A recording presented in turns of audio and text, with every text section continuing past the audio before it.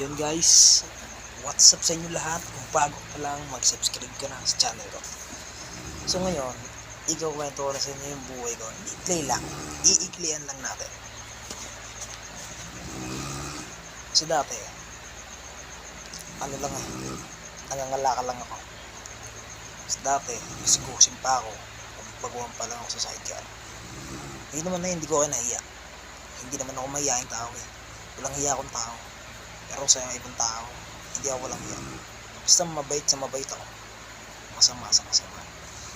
Tratado ako sa akin. Tratado rin ako sa'yo. Ganun ko simple lang ang pananaw ko sa buhay. So yun na nga. Nagkaroon ng announcement sa mga pedicab drivers. Dahil lahat kami nakashort eh.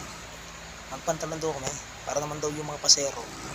Kasi iba sa amin, mababaho talaga. Pero hindi mo nilalahat. Siyempre, ayaw ko masabihan nun. Kasi ako, kahit ako nangangalakal, naliligo ako. Diba? Yun na nga eh, dumating yung panahon na yun. Announcement na magpantalon ng lahat. Nagpantalon ako. Nagpantalon yung iba nakashort. Makulit, ayaw manginig. Ayun na.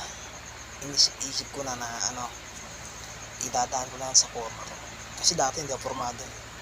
Wala man ako pantalon nun eh. Pabili lang ako sa Ukuyuway. Doon sa tramo. Sa Linas. Bili ako mga 5. 10 piso lang ang pantalon. Pare sabi ko, ano ang pantalon? Nakapili na ako, ganda. Yung jacket ko, makikita niyo sa vlog ko yun. Sabi yung jacket, 15. Kaya nga, sabi ko, ito na, paglabas ng bahay, nakakasakit yung mga kasamaan ko. Ba't daw ako na jacket? Hindi, forma ko to eh, wala ka dun.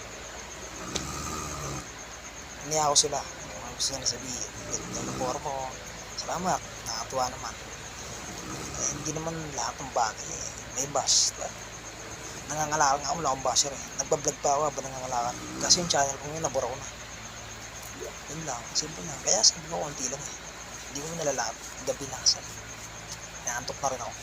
Pero dumating din ang mga panahon na hirap din. Biyahe.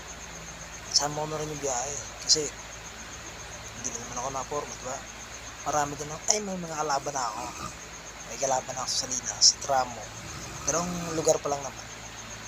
Pero wala. Kilala na ako eh. Nag-viral na ako sa Facebook. Pero yun naman eh. Hindi ko pinagkakapangalangan. Hindi ko pinapandakan eh.